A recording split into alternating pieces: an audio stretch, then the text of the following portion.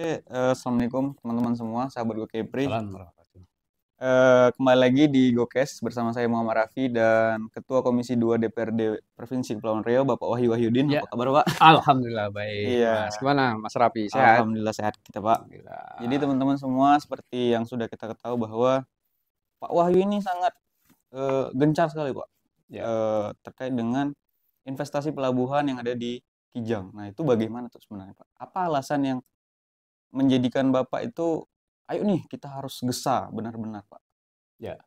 Jadi gini, kita ini kan 96% lebih wilayahnya laut ya. Nah, Dan saat ini PAD kita dari sektor tentunya dari darat, ya, dari sektor yaitu kendaraan bermotor, pajak.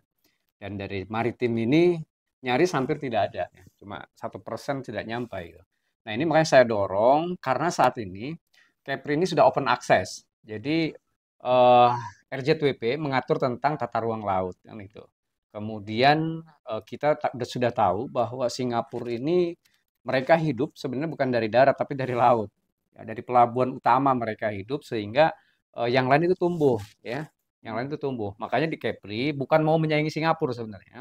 Tetapi Singapura ini kan wilayah kecil, kemudian sudah terlalu padat. Makanya ini kesempatan utama adalah diadakan di Bintan. Kenapa tidak di Batam sih? Batam ini kan miliknya BP Batam nih. Kemudian Batu Ampar sudah segala macam.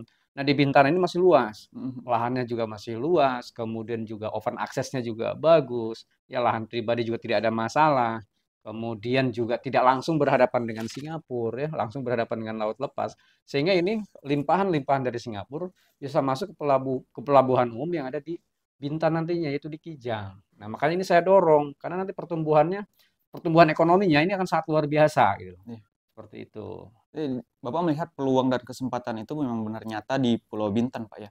Ya, Sebenarnya investor dari mana sih, Pak, yang menginginkan investasi di Pulau Bintan tadi, Pak? ya, kemarin memang ada beberapa investor sebelum Prancis datang ya, Mhm. ternyata karena situasi pandemi COVID, akhirnya kan ditunda di hall. Kemudian ketika ketemu dengan Prancis, mereka antusias banget dan mereka meminta datang. Dan Mhm. akhirnya 3 minggu yang lalu mereka datang langsung survei, mereka langsung sure gitu. Langsung memang pengen di sini dan kami akan uruskan. Ya, kami uruskan segala macam. Yang jelas pemerintah daerah ini harus setuju dulu. Kalau pemerintah daerah setuju, nah baru semua perusahaan pengizinan, ya, urusan perizinan kan tentunya ke pusat. Kami Mhm. akan uruskan itu. Tapi kalau pemerintah daerah sendiri masih menahan, ya kan nggak mungkin kan itu. Karena Betul. yang punya wilayah itu daerah tentunya. Makanya saya gencar saat ini mendorong agar ini pemerintah daerah, ayo dong. Kalau memang ini bisa dibuka sebagai pelabuhan umum, ya, port yang memang limpahan dari Singapura bisa masuk, ini luar biasa. Dan Prancis akan mengundang tenan-tenan yang dari luar negara. Jadi mereka itu ya, ahli di bidangnya, di bidang pelabuhan segala macam. Kemudian mereka akan mengundang seperti Uni Emirat Arab, kemudian dari Eropa ya, kemudian dari Amerika, mungkin dari Tiongkok. Mereka akan undang kemari untuk melihat, nah ini loh yang kami akan bangun. Kemudian mereka pengen di mana wilayahnya, gitu. Kalau ibaratnya ini developernya lah, Iya. kan begitu. Mhm. Developer ini akan dibangun rumah, maunya yang mana nih? Nanti untuk penyokong ini gitu, pelabuhan ini. Karena mereka nanti ada barang nyampe sini untuk hubnya supaya aman barang itu segala macam, kemudian nanti dioper lagi kemana? Seperti itu. Iya, Pak. Persis lah kayak kayak Singapura, cuma kita bukan nyaingin Singapura, tapi limpahan dari Singapura. Kan gitu. Oh, iya, iya, iya. Singapura sudah memang Overload, Pak? crowded, ya overload. Iya, Nah, iya, kalau iya. sekarang dilimpahkan di Batam, ya ini kan Batam ini Singapura nggak terlalu dekat nih, terlalu nampak kan ini seperti itu. Nah, kita jangan sampai seperti itu. Jadi diadakanlah di Bintan. Kalau di Bintan kan nggak nampak deh, jauh dari Singapura pun. Jadi ini bisa berbagi ibaratnya. Oke, Pak. Baik.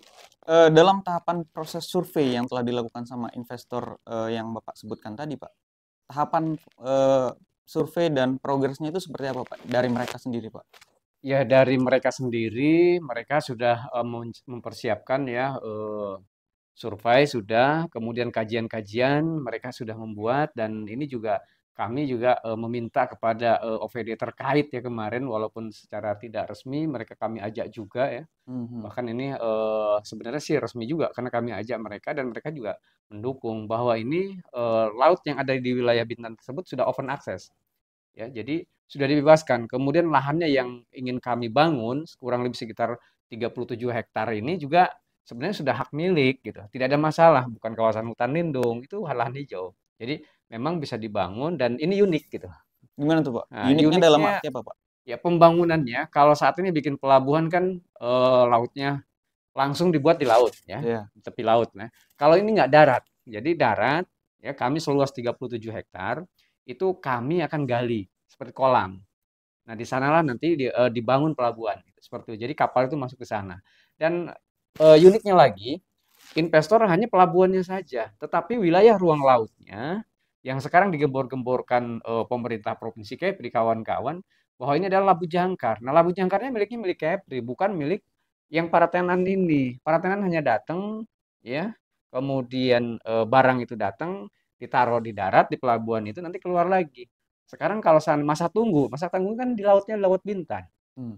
Nah, inilah sebenarnya Kesempatan itu. potensi kesempatan yang luar biasa yang digadang-gadangkan. Ini bagaimana Labu Jangkar segala macam. Nah, ini sebenarnya turunannya seperti itu dan banyak turunan yang lain, belum lagi tenaga kerja, belum lagi nanti ekonomi membaik segala macam ya, ada resort, ada perumahan dan lain sebagainya. Nah, ini peluang ini yang harus memang ditangkap oleh pemerintah daerah, kepala daerah, kan gitu. Saya udah mengajak teman-teman, saya udah ketemu juga dengan kepala daerah, ayo dan alhamdulillah mendukung, tetapi secara teknis ini masih di hold kok, masih di hold. Kenapa ini kan begitu?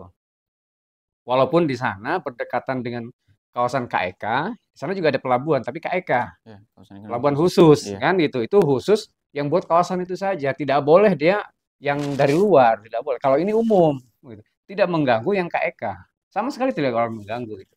Seperti itu. Baik, Pak.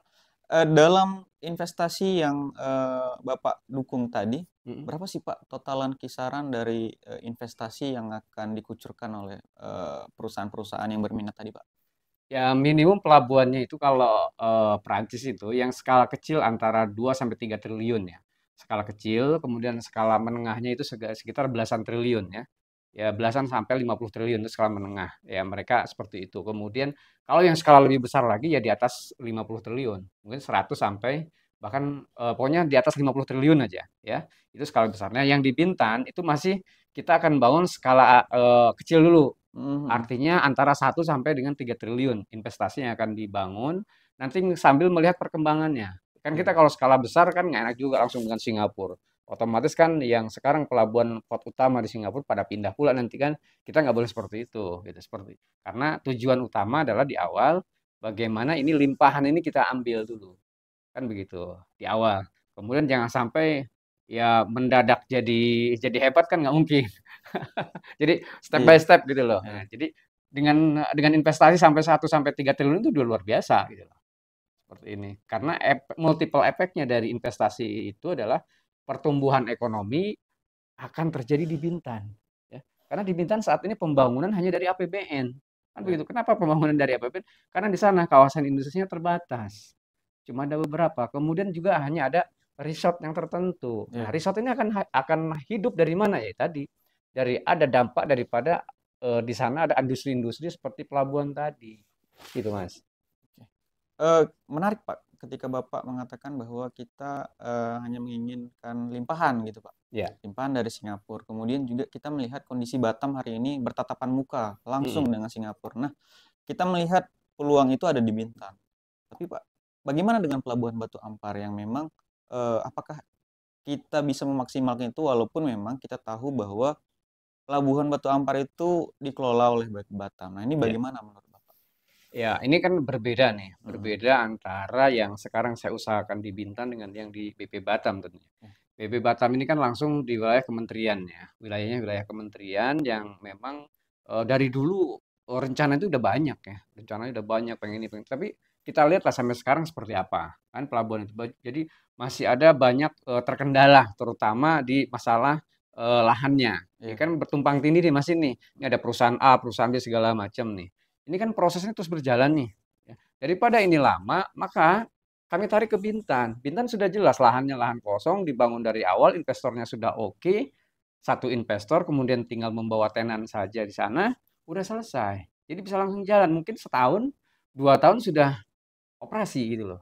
Sekarang di Batu Ampar sudah dari tahun berapa? Sampai sekarang nggak belum selesai-selesai lah. Kan begitu. Belum lagi reklamasi. Ini kan reklamasi kalau yang di Batam ini.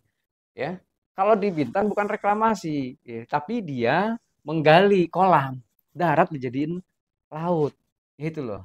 Ya, darat yang 37 hektar tadi ya digali jadi kolam jadiin lautnya. Lautnya punya siapa? Bukan punya kami, bukan punya investor, tapi lautnya punya provinsi karena 0 sampai 12 mil adalah kewenangan provinsi. Nah, kalau di Batam 0 sampai 12 mil kewenangan siapa? BP Batam. Provinsi nggak bisa sampai sekarang kan. Oh, ada Iya. PAD dari sektor Labu Jangkar sampai sekarang nggak bisa ngambil. Karena kenapa? Ini luar wilayahnya BP Batam. BP Batam siapa? Pusat kementerian langsung. Tapi kalau di Bintan, bicara di Bintan, Bintan bukan BP Batam. Kita bicara Pemda, Pak ya. Pemda, udah Pemprov ini kewenangannya gitu loh. Nol. Jadi kita bisa ngatur sendiri. Ini sebenarnya yang memang saya getol. Ayo kita cepetin, ayo Pak Guru, ayo Pak Gub gitu gitu. Karena multi efeknya yang akan terasa bagi kita. Mungkin tak nunggu lama. Kalau saya terpilih kembali jadi anggota dewan ya 2024 ya mohon doanya lah ya. Ini mungkin saya akan menikmati ya gitu kan. Menikmati bahwa ini jadi payah saya nih. Karena kan Iya. sekarang September tahun depan ini kan sudah dilantik ulang yang baru. Kami habis masa jabatan tuh 2024 September. Dan ini kalau seandainya ini oke, kemudian baru dibangun di akhir tahun, otomatis tahun 2025 baru operasi kan. Berarti kalau saya nggak jadi lagi, nggak menikmati. Tapi siapa yang ngerti bisnis itu? Makanya harus pilih lagi saya gitu. Enggak juga. Iya, Ya, iya, iya. ya kan seperti itu. Karena Benar, kita Pak, benar. memperjuangkan Benar. ekonomi gitu. Ekonomi Hmm. berbasis kerakyatan. Nah, inilah sebenarnya masyarakat harus mendukung kan gitu. Termasuk di sini saya di Piayu Laut ya. Ya Tanjung Piayu saya beduk yang memang ekonomi terus adanya Batam Center di Bengkong. Saya beduk nggak ada. Saya beduk cuma muka kuning. Tapi masyarakatnya gimana? Ya, seperti itulah. Jadi saya bangunlah daerah sana. Oh ini loh sebenarnya gitu loh. Jadi ada main bisnisnya Hmm. untuk mencapai tujuan ekonomi bagaimana bisa hidup di wilayah tersebut. Nah inilah di Bintan. Jadi pemerataan pembangunan ini nanti akan terasa. Jadi Bintan bukan hanya dari APBN, tapi nanti dari dana CSR yang tadi Iya. pelabuhan, Hmm. kemudian masyarakatnya ribuan pekerja, ya. Kemudian di sana nanti akan bangun perumahannya juga akan hidup, ya. Para UMKM juga akan hidup. Nah ini yang harus dipertimbangkan oleh kepala daerah tentunya. Bapak sudah ada membisikkan langsung kepada gubernur. Ya, saya pernah ketemu Pak Gubernur ya beberapa kali ya. Ya beliau intinya sih setuju ya tidak menolak. Beliau setuju tentang dengan investasi, tapi beliau mau merapatkan dulu. Artinya dirapatkanlah dengan OPD-OPD terkait. Dan saya sudah juga menggali informasi dengan OPD-OPD, bagaimana wawasan mereka segala macam dan mereka setuju mendukung. Nah, tetapi kan ini semua keputusan dari kepala daerah nih. Hmm. Nah, kepala daerah seperti apa? Kan seperti itu. Jangan jangan sampai ya tadi, ya mendukung-mendukung tapi ujungnya bagaimana ini? Saya kan pengennya ujungnya ayo kita sama-sama. Kalau memang mendukung-mendukung ayo ada memang ada bukan hanya statement tapi memang saya butuh ada secari kertas yang memang ini mendukung ini. Terkait dengan perizinan yang lain-lain karena wewenangnya wewenang pusat banyak nih. Biar kami wilayah investor lah yang ngatur, bukan wilayah lagi Pemda. Pemda hanya mengizinkan ini. Ini saya setuju dengan ini ya silakan diurus lagi ke pemerintah pusat terkait perizinannya. Kami berjuang lagi gitu loh. Tapi Ba- biar masyarakat, rakyat paham gitu loh. Oh inilah perjuangan itu seperti itu. Karena ketika ini ditolak pun dari pusat, saya akan minta ini masyarakat Kepri sudah setuju. Ini untuk diadakannya sebuah provinsi otomatis kan harus sejahtera provinsi ini gitu. Provinsi ini harus sejahtera. Sehingga sejahteranya dari mana? Tolong dukung ini gitu loh. Seperti ini. Oke, Pak. Pesan terakhir, Pak, untuk Pak Gubernur, Pak, mendukung ya yang kata Bapak bilang tadi, investasi kita harus digesa gitu, Pak. Ya, saya memang meminta kepada Pak Gubernur agar segeralah, bila perlu minggu depan sudah ada keputusan. Nah, ini saya menyetujui kan dengan tanda tangan karena memang wilayah sana sudah open access, ya, pelabuhan umum utama ini adalah penyumbang ya. Jadi penyumbang ekonomi nanti terbesar di wilayah Bintan tentunya. Karena kenapa? Pelabuhan umum ini ya datangnya nanti apa para kontainer-kontainer barang-barang itu dari luar daerah, dari luar negeri ya, mohon maaf, dari luar negeri segala macam. Kemudian juga mereka akan singgah mungkin beberapa lama kan begitu seminggu, 2 minggu, mungkin sebulan habis itu keluar lagi. Nah ini bisa dipermudah. Jadi turunan dari bisnis daripada itu kan akan banyak. Nah kita karena misi dan visi Pak Gubernur sudah jelas mensejahterakan kehidupan masyarakat yang ada di Kepri ini, kemudian mendorong bagaimana ekonomi itu bisa di Kepri ini bisa berjalan setara gitu. Karena sekarang kan pertumbuhan tuh di Batam terus nih.